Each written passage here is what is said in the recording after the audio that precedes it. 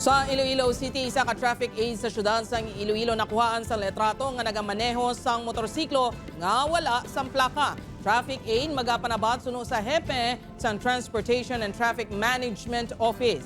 Niyang gintutukan ni John Sala.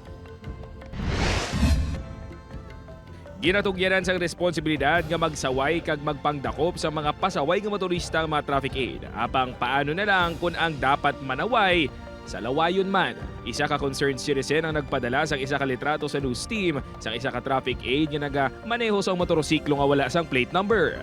Ina-remind lang nato sila nga panagkop sila. Kaya na lang ilaman mismo yung ginasakyan ng sila sa impulse card naton. Tugnalan kung dito man sila. Kaya sila mismo kung panagkop tapos sila wala plate number.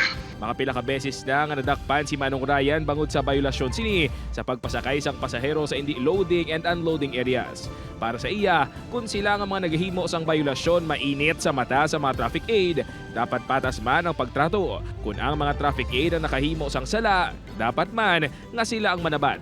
Kalaway na kay lalo na sila gadakop sa amon tapos sila kabayular number 1. Di unfair man na para sa amon. Dismayado man si TTMO Head Uldarico Garbanzos bangod dapat mangin ehemplo ang mga traffic aid ilabi na sa pagsunod sang traffic rules. So dapat sila mismo man ang kabalo man mag-follow no sa ginatawag nga regulation ordinance naton. Ginapapangita na kuno ni Garbanzo sa mga traffic aid agod makapaathag kag mahibaluan kung bala issued motorcycle sang TTMO ang dala sini o kung iya personal. Subong may instruction na ako sa akon nga investigation kag inspection section. So ipatawag ini siya. Nagpasalig man si Garbanzos nga patas ang iya mga investigasyon kag pasabton ang natungdan nga traffic aid kung mapamatudan nga nakasala.